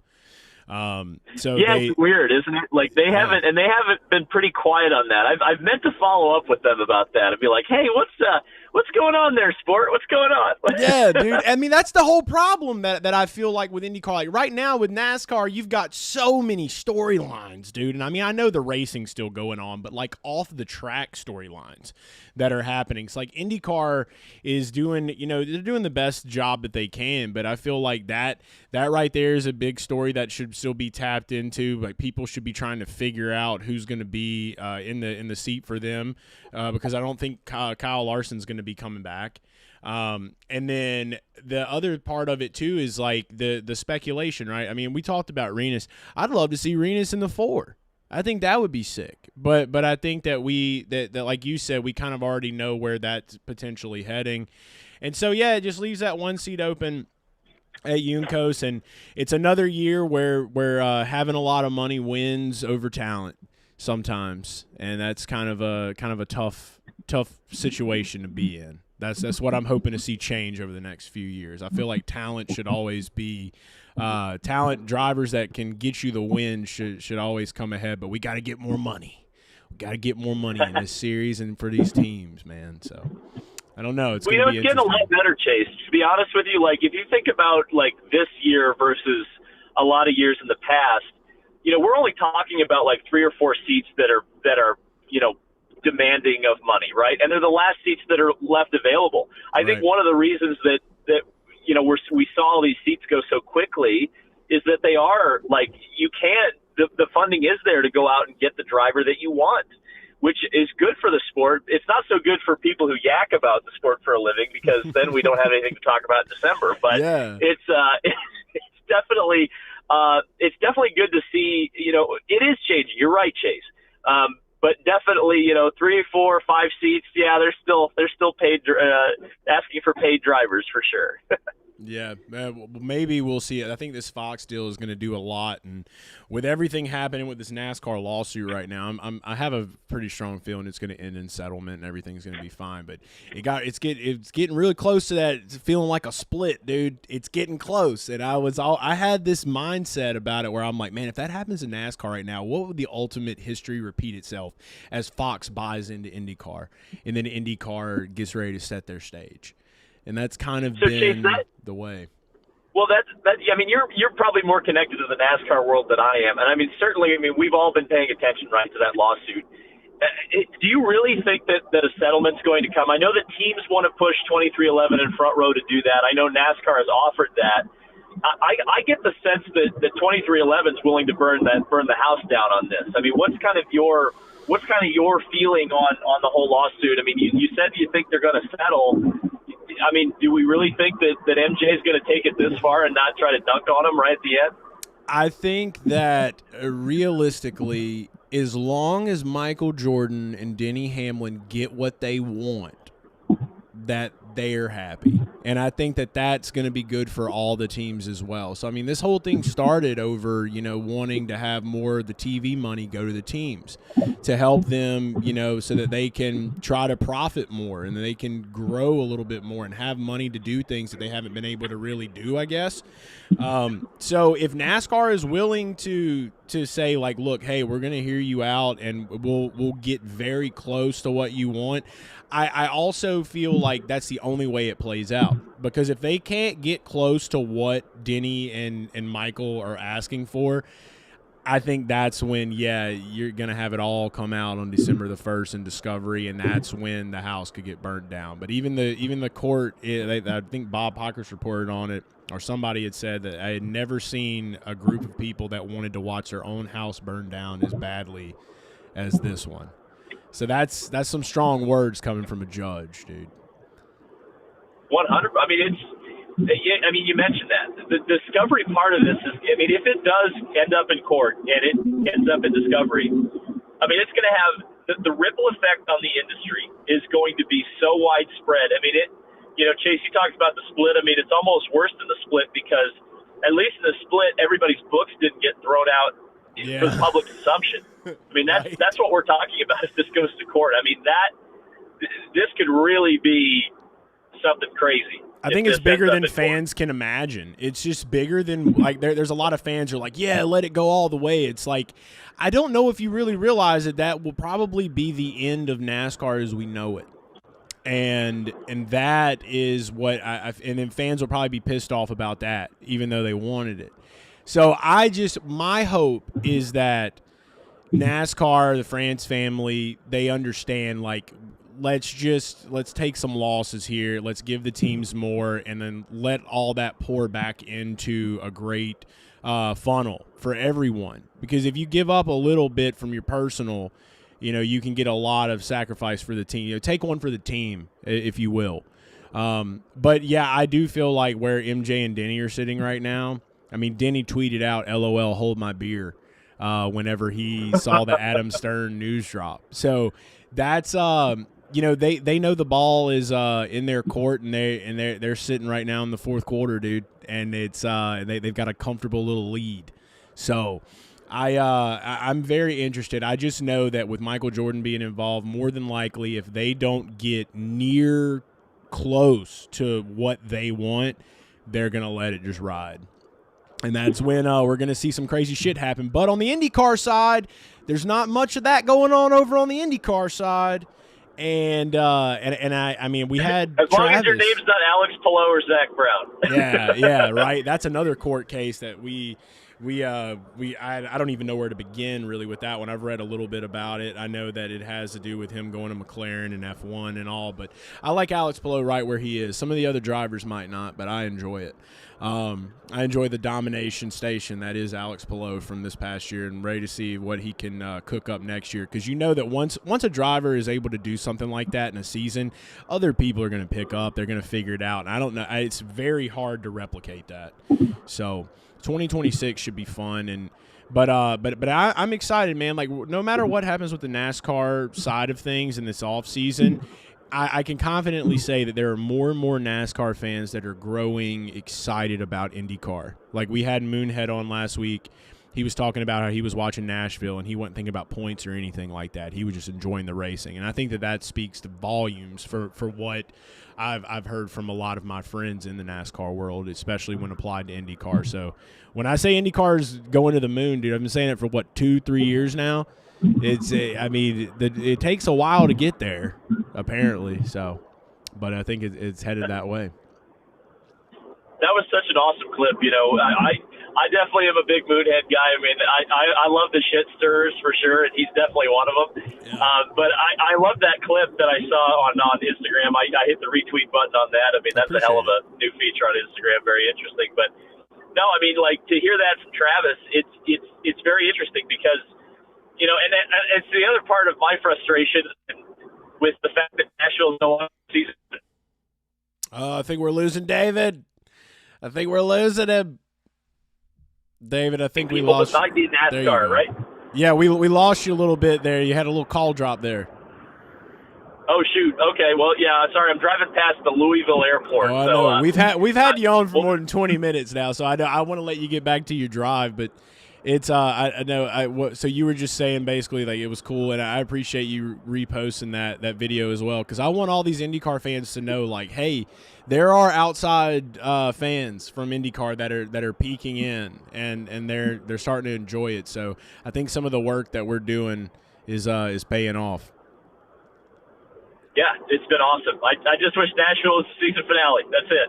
Yeah, I know, bro. We'll get back there one of these days. But David, we'll let you get back to rolling. Thanks so much for calling in, bro, and we'll be talking again very soon, I'm sure. Absolutely. Thanks so much for having me on, Chase. Later. That was David Land. We got another caller coming in right now. Motorsport Report, you're live. Yeah, I'm right here. It's him. Who? What's your name? Where you calling from? Is this Huskers? Yep. What's up, man? What's on your mind today? I know. Well, hang on. Back there one of these days. But David, we'll let you get back to. I can hear myself talking in the background. What's on your mind, bro? Okay. Well, then let me mute it. Hang on. I'm gonna give you, and I don't care what anybody says, but if what anybody says, hey, raise hell, praise hell. No, I'm a Kevin Harvick fan. I've been a Kevin Harvick fan my whole life. I think he's the best racer of all time. Okay. And in my opinion, Kevin Harvick is the best. We're gonna see his child come out there and be the best. No, listen. I've been a Kevin Harvick. Nah, listen, Linda, listen. No. I'm telling you right now, Kevin Harvick is the best driver. Like, I watched him throughout my. I'm 37 years old, Okay. right? Look. Don't laugh at me. I don't care. I'm a drunk. I'm a loser. I'm a whatever. But I'm telling you right now, Kevin Harvick is the best NASCAR racer I've ever seen in my day. All right. Okay, I don't know what you've seen in your day, but I'm telling I've you seen right a lot now, in my day, Huskers. I don't know if I would. Go ahead. If that's your opinion. I'll leave it down to you, but All I'll right. call back in. All right, Huskers. Thanks for calling. That was Huskers. He's having a great hump day today, and he loves Kevin Harvick. So shout out to him for calling it. Like, I'm not gonna get in anybody's way. If you got an opinion, that's why the number's here. Call it. I was terrible at weathermanning. I have to remember to go this way. But he's here. Don't be sorry, Huskers. It's okay. You're a Kevin Harvick fan. We all know that about Huskers now. We got another call coming in. Here we go. We're gonna take this call. This is gonna be our last call before we get into Vegas preview. Motorsport Report. You're live. What's your name? Where you calling from? It's Wyatt with Front Stretch, man. It's good to hear you again, Chase. Wyatt, what a great time. Dude, perfect fucking timing, because I was like, this is going to be our last call for today as we get ready to preview the ROVAL. And I couldn't ask for a better guy to call in right now than you yourself, man. What's on your mind today, Wyatt? Well, shoot, I was going to start talking about looking forward to Vegas next week and the gambling there, but good lord,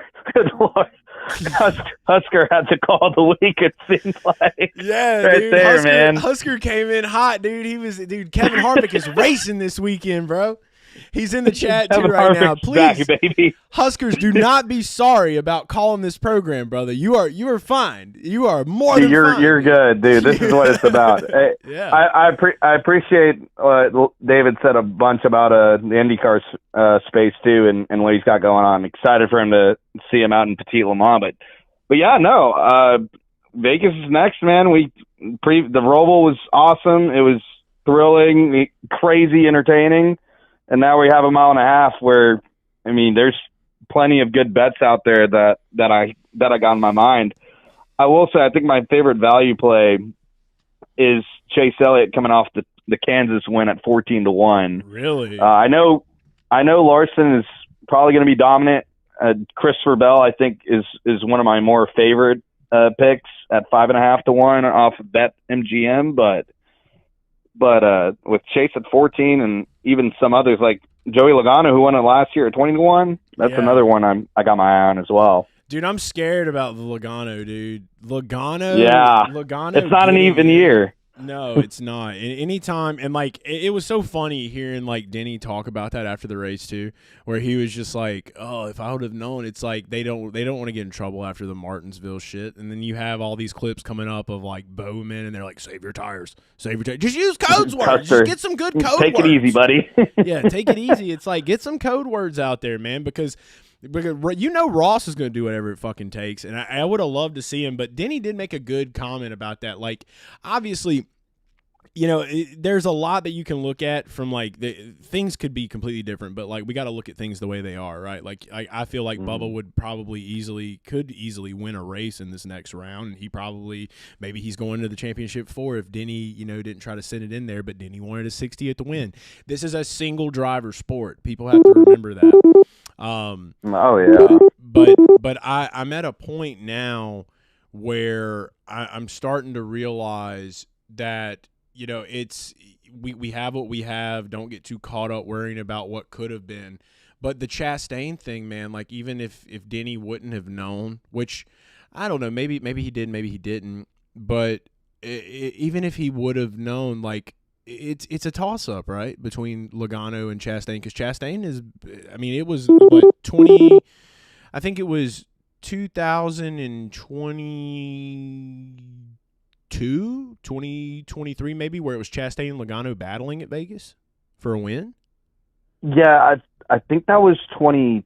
It was 23 because Logano won and went on to win the title. Yeah, and he was in that 2-season number 1. It looked like Chastain was going to have that race too. And yeah, dude, Chastain is interesting at 25 to 1 rather, because I thought he would do well at Kansas. He didn't really do solid. He was a top 10 car, but if they roll off with good speed, Chastain's definitely viable to bet on. Bubba's there at 25 to 1 as well. We mentioned him. I think the funny thing is, you said that Bubba could probably win a race. I think anyone can win a race this round, because remember, Talladega is the second race in this round now, right? Which that changes the dynamic completely of the round of 8 now for these drivers, because I mean, it's whoever can do the fuel save strategy right and Huskers find themselves in the right situation at Talladega, avoid the big one, of course.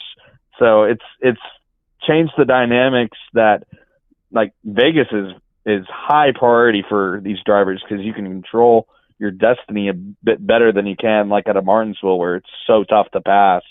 And unless Goodyear, I don't think Goodyear's rolling out a new tire anytime soon for that place. They just made the new tire for spring, and it was okay. Hamlin, I feel like if I'm Denny Hamlin, I think he's the surest bet to make the championship 4 right now, in my opinion, though.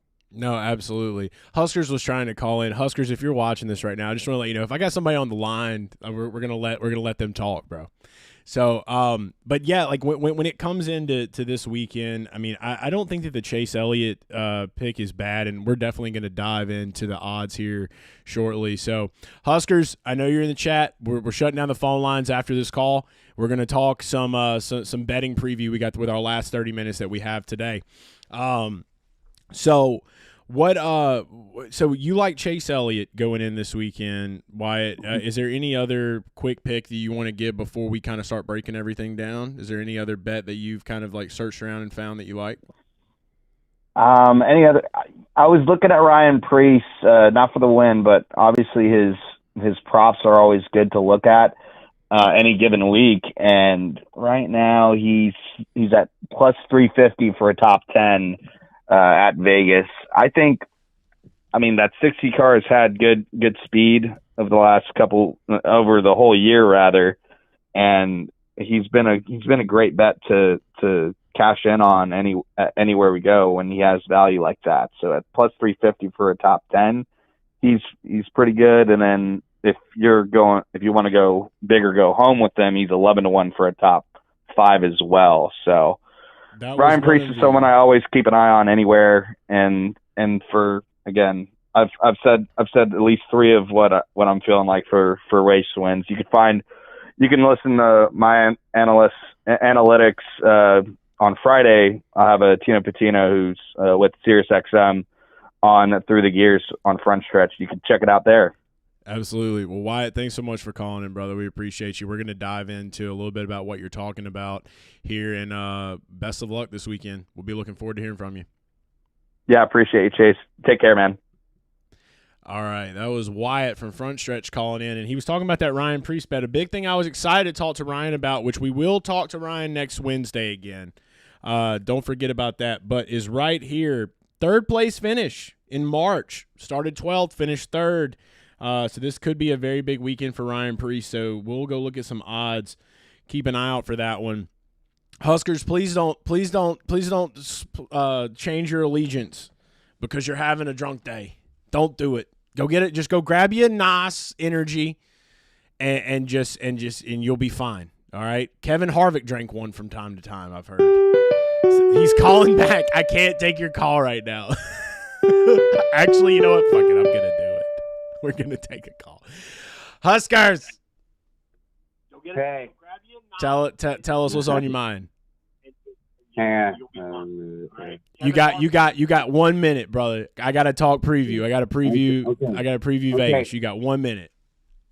All right, give me Kevin Harvick. Kevin Harvick is the best NASCAR driver ever. I think Dale Earnhardt, obviously, but I think Kevin Harvick is the best. If you're giving me a minute, if you want to tell me the best drivers of all time, I'm still sticking with Kevin Harvick. I think he's the best driver of all time. I think he should have more titles than one. But hey, it is what it is. And now I'll let you guys go now. Now you're gonna preview what? What'd you say? We're gonna preview Las Vegas, the South Point 400 Huskers.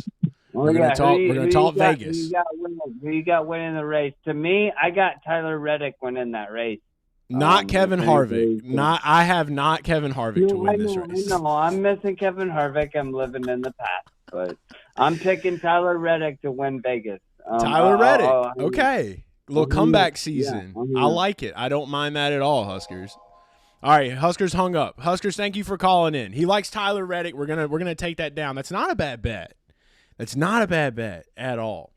Tyler Reddick to win 11-1. So if you want to take the Huskers Wednesday drunk special bet, that's what we're calling it. The Huskers Wednesday drunk special bet. 11-1 Tyler Reddick, and I'm probably gonna bet on it. I will probably bet on it because we know that 2311 can show up and show out at Vegas. We've seen it. Now, Huskers, you got to promise me you're going to get a nice energy. You got to promise, but DoorDash it. Don't drive. So listen, I don't mind the Tyler Reddick bet whatsoever. Huskers is on to something there. Huskers is right. I think that Reddick has shown speed. He shows speed back when he was with RCR too. Let's hop off of the Ryan Preece bets, the Ryan Preece statistics, though. But I will say we're going to go look at some top 10 odds for him on that. I think that that's going to turn out to be great. Plus, he's having a child. Plus, a new child is coming into the world for Ryan Preece today, which is why he couldn't be on the program. Anytime you have a new baby, there's extra luck there. Could potentially see a Ryan Preece win in Vegas. He did finish third. So, never forget. Colin says he just hammered Harvick on Sunday, plus $3 million. Bro, you made me hit that Woody Woodpecker laugh, bro. I love it. Super NASCAR fan Andrick, Harvick isn't the number one best driver. He started out as the 29th best driver and improved as the 4th best driver to end the. Look at it, little scoregami numbers. We're talking numbers here. I love it. Huskers has met Harvick. Dude, I love this show. I love this show. I love you people. You're the best. Let's look at Tyler Reddick's statistics. He's a good one to start with here, okay? So Tyler Reddick has been fast here. Oh, there's video ads now on drive. Dude, they must be down bad. They need money, bro. Actually, he's had some rough finishes, dude. When he was so he finished second, and after the 2024 going into 2025, it's been kind of rough for him. But we all know that it can turn on. It can turn on. Once the playoff implications and all that's kind of shrugged off your shoulders, you can turn it on and you can turn it around. I mean, he has a second-place finish here in March of 2024. October, though, the best finish he's had looks like 6th, and that was the first year. So he has gone backwards since he started, but I feel like things could move forward now with the monkey off his back, not having to worry about the playoffs. Now, if we go look at his teammate, Bubba Wallace, we've seen Bubba have a lot of speed at this track as well. However, maybe not some of the best finishes. Let's find Bubba Wallace if we can. I don't even see Bubba on this chart. Oh, he's down here. All right, so looking at the other 2311 driver, Bubba Wallace, we don't really talk about Riley Herbst. He was kind of the Frankenstein of this. He has had not the best finishes. March 2023 was his best, finishing 4th. I don't mind the Tyler Reddick play. I really don't, because we've seen things like that happen before in the past. Do I think there's some other bets out there maybe a little bit better? Absolutely. Obviously, looking at the favorites here, Kyle Larson 5-1 to win. Over on FanDuel. Let's take a gander over on FanDuel. What they got going on right now. Have they even released odds on FanDuel yet today for the race? Where are you at, FanDuel? NASCAR Truck Series. Oh, here we go. South Point 400. Larson's already at plus 470. Bell plus 470. Hamlin at 6-1. I think a lot of people like Denny going into this weekend. Ryan Blaney's been fast here too in the past, but it always seems like he ends up in the wall. Something kind of rough ends up happening to him. You got Byron. Byron's won here, 8-1. Briscoe 11-1. That's the sleeper pick this week, by the way. I don't know if this happened or not, but I want to just say this. If this is real, if this is really real, let me go back to my bookmarks. Chase Briscoe was tweeting about wanting to be win the most popular driver award this week. Maybe it's somewhere on here. Hopefully, it was there. It is. A couple days back. I don't know if this is a picture of him from Talladega earlier in the year when he shaved the Cal Knott mustache or not. I'm assuming maybe because he has the Old Spice cap on it is. But if Chase Briscoe actually shaved that mustache, big Chase energy, we've already seen what it can do with Chase Elliott. Now, if he has done this, if this is real, and we see him arrive at Vegas like this weekend, all bets are fucking off, dude. It's on Briscoe. Now, let's go look at Briscoe's statistics here. Remember, Briscoe, this is his first year in the JGR equipment. You know, he's ripping around, he's having a good time. Martin Truex Jr. used to drive the 19 car. Look how, it's been a little while now, but he had some finishes here. But let's go look for Chase Briscoe. Chase Briscoe. Let's go. Here we are. Let's take a gander. Not the best finishes of all time. October 22nd with Stewart-Haas Racing, you finished 4th. Finished 4th with Stewart-Haas Racing. Okay? And it's been all downhill ever since. He finished 17th here in March. He's in the playoffs now, though, so a lot can change. And we all know that Toyota do got them goods. Playoff standings as it sits right now, he's below the cut line. And he's got less points than Elliott and Bell. He's got something to prove this weekend. If he shows up to the track with that mustache, and I'm going to say it on the big box for everybody, if Chase Briscoe shows up to Las Vegas with that mustache this weekend, mortal lock. Mortal lock of the century. All right, mortal lock. Let's go look at his odds. He's 11-1. I like him at 11-1 more than I like Reddick at 11-1. I really do. I like Briscoe at 11-1 more than I like Reddick at 11-1. And you got Chase Elliott at 11-1. So on DraftKings right there, the only book we haven't looked at yet is Cesar's. Let's go take a gander at Cesar's. No, we don't want to bet on badminton. What does Cesar's have for us today? No Briscoe up top. Briscoe's at 10-1. They may know something more. Better yet, I'm gonna DM him real quick. I'm gonna be like, do you really have a mustache? Because that's going to determine whether I bet on him or not. And I'm just letting everybody on this page know that that's the way we're doing it. So I'm gonna ask him, did you shave a mustache for Vegas? Need to know. All right, we'll see if he responds. I'll let you know. We'll find out for sure. But if he did shave a mustache for Vegas, I'm all in on Briscoe. And I like him at 11-1 on DraftKings, and then he is 11-1 on FanDuel. So not bad. Not bad at all. Some other drivers. Let's go look at some more averages. Dear God, that's such a big thing there. Only if it's the mustache. You look at the stats. The stats don't look too great for him, but he was with Stewart-Haas Racing. Things have changed. He is better on these intermediate tracks. Let's go look at some of the top doggies. Ross Chastain is surprisingly a top doggy here. Could be a revenge tour win for Ross Chastain this weekend. He doesn't have playoff implications. We've seen him win before in the playoffs when he was out of it. Remember Kansas last year. Chastain's somebody to watch at 14-1. I feel like they're sleeping hard. I feel like books are sleeping hard right now. 14-1. He's 18-1 on FanDuel. That's why we love FanDuel. And then when we look over 25-1 to win, I'll bet on it. I'll bet on it. Husker says Chastain is done. Huskers are drunk. Listen to me, dude. The averages say the stats don't lie. 5th in March, 7th in October. These are all races where he wasn't in the playoffs. He wasn't even in the playoffs. And they've got him 25-1 on Caesars for a win, 5-1 for a top 3. Literally plus 250 for a top 5.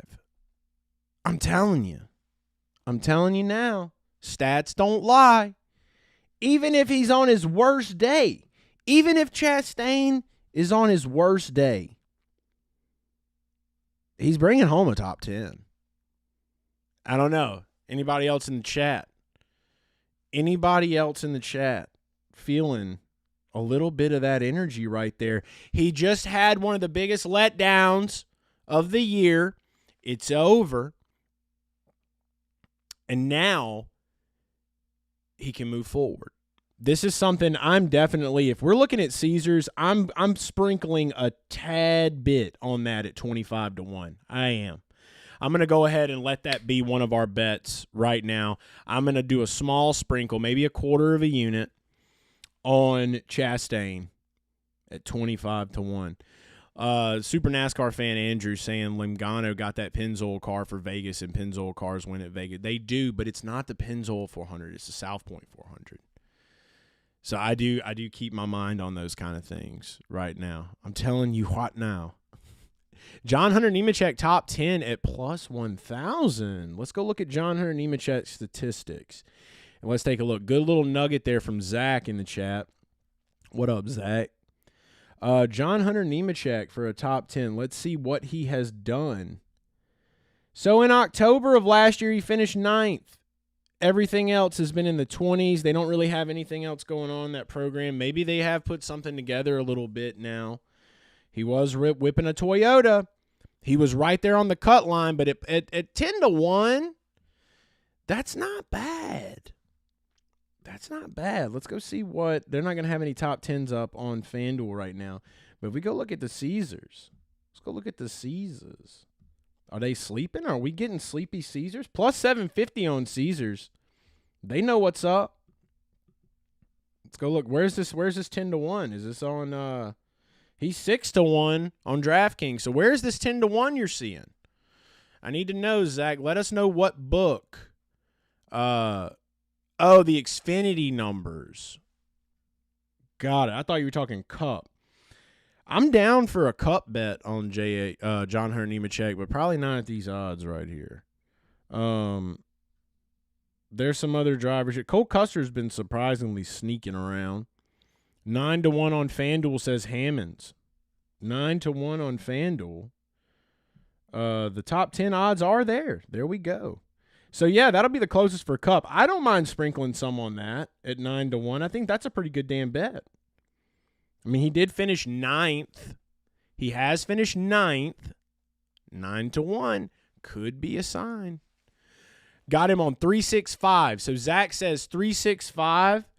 And we don't really talk a lot about the Xfinity series. I'm not as knowledgeable. Usually on Saturdays I'm out with the kiddo and the wife, so I don't get to watch a lot of that. But what I will say is, looking at the Xfinity Series championship odds, they've got race odds up here. So Connor Zilic, obviously he's probably going to be the favorite, right? Everybody's thinking Zilic is probably going to be the one. Then you got Allgaier, Eric Almirola, Brandon Jones, Sam Mayer. I don't know. I would have to listen to some of you guys about this. I'll take a little bit of your recommendations here. But getting back to Cup, what I will say is that it's going to be tough to beat Kyle Larson, I'm afraid, this weekend. We know what Kyle Larson's capable of. Jesus. The advertisements. I like the John Hunter Nemechek bet, though, at 9-1. I don't mind that one. I like the Chastain 25-1 long shot, very small smidge on that. So I'm going to go ahead and write some of these down. We're going to make an official card. So I like Chastain at 25-1 for a quarter of a unit. The John Hunter Nemechek brought to us by Zach. Yeah, I mean, I don't know how to do the bands. I mean, he's just going crazy in the chat here. I can't. I'm not one of those guys. I don't block people and stuff. Let's see, participants. Yeah, I don't know how to do that. I need mods. I need some mods in here. I don't even know what I just did. I don't even know what just happened. We need to get some mods set up at some point. But getting back off of the participant stuff, it's okay. Let it ride. The John Hunter Nemechek play, I like that one at 9-1.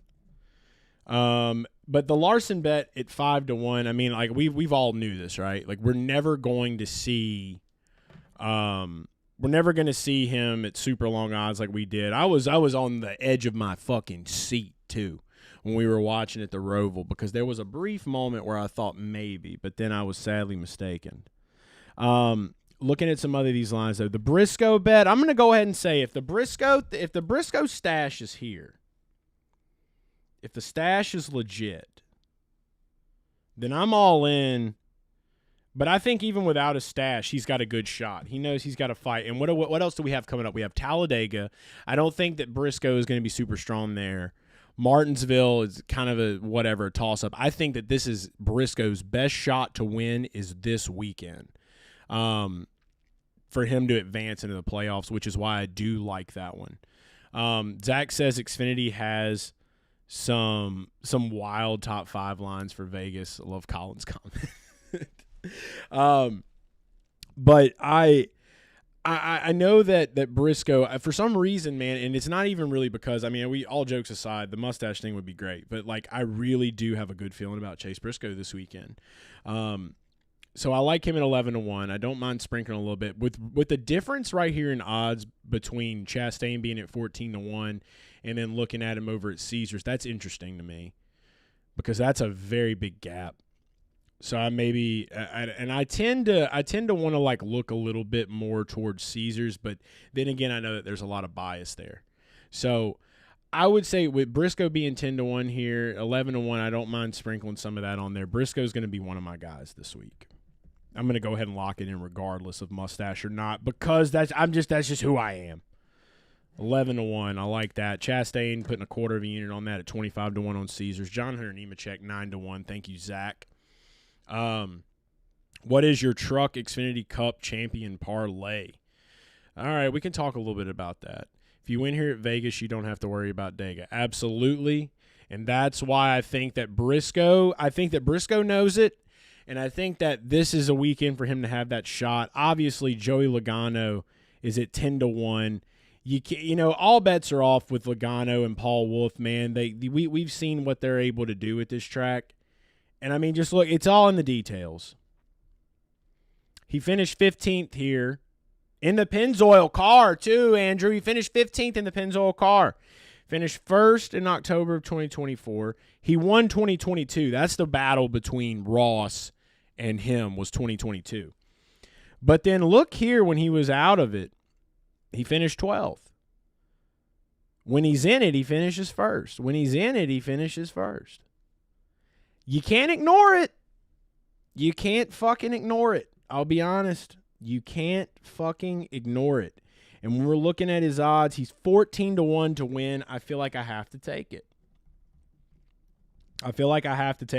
Because he ain't going to win Talladega. I think Logano doesn't have what it takes to win Dega. And I don't think he's got it for Martinsville. I think Blaney's got Martinsville on lock right now. So I think that's going to be Blaney's ticket. It's going to be Martinsville. Fucking right, Colin. So I got somebody locked in with me on Briscoe. I like Briscoe this week. I don't mind Logano at 14-1 just because we know what he does when he's in the playoffs and he's getting ready to take off. So I do like Joey Logano at 14-1. You can grab that one over on FanDuel.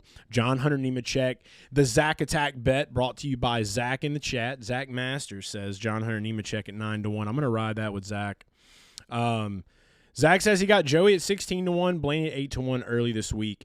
I want to get back to Owing Me Money. Owing Me Money said, let's make a Truck Xfinity Cup champion parlay. as of right now, I'm going to leave my Vegas bets at this. John Hunter Nemechek 9-1. I like that one. Chastain 25-1. I like that one. Briscoe at 11-1. I like that. And Logano at 14-1. I like that. So I'm going to make those my official bets. As it stands today, I'll have more. I need to get back doing Action Network more. They just don't pay me anymore. So I need to get back to doing that just for the people. I'm kind of a big people guy, big for the people guy. So all of you guys that get to watch this every week, we know we talk about this here. But let's do this for Owen because this does seem fun. We're just going to do it on FanDuel. So Truck Champion, Corey Heim, Lane Riggs, I'm going to go with Lane Riggs. I know that most people are going to say it's Corey Heim. It's Corey Heim. I'm going to say a Hail Mary comes up. I like Lane Riggs at plus 240. He's kind of the tough guy in trucks right now. I kind of like a Lane Riggs. What a name, what a guy. So I'm going to say Riggs. I like Riggs. So let's line this thing up. Riggs. Let's go Xfinity Championship. I'm going to go – I feel like we kind of have to go with Zilich, right? Zilich is kind of the guy. It makes the most sense to me. He's about to go to Trackhouse. He's going to get his championship, and then he's going to fall in line, right? And then Cup, I can't help but want to bet Logano at 10-1. So I like this parlay right here. 59.06. So if we put $10 on it, that'd be $590. If you're an insane person like me, you'll put 50 on it. That's $2,953. Actually, no, this is more of an insane person. $5,000 if you put 100 on that. Riggs, Zilich, and Logano to win. All three of these drivers win the championship. That's a parlay that I kind of like, Owen. I like the Riggs, Zilich, Logano championship parlay. It's got some long odds to it. Could be a good payout. I don't know if Heim gets it all the way. I need to pay a little more attention to them truck boys. But I like Riggs. Riggs seems good. This could be the winner for all we know. This could be it.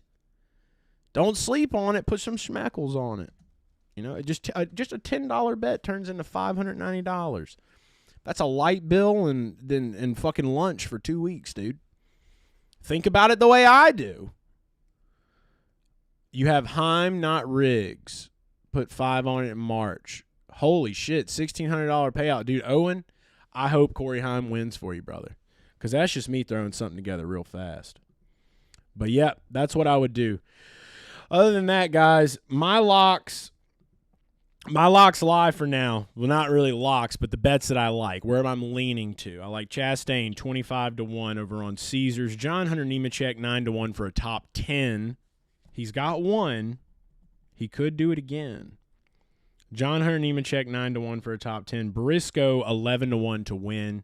Probably going to put a good little bit of coin on that this weekend. I don't know why. It's a gut boy. It's the gut boy bet of the week is Chase Briscoe, 11-1 at Las Vegas.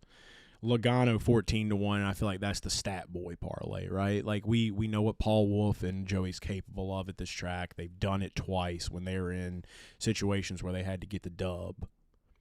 So think about it. It was just last year. Bell was running away with it. Logano finds a way. Logano found a way into the playoffs with Ross Chastain.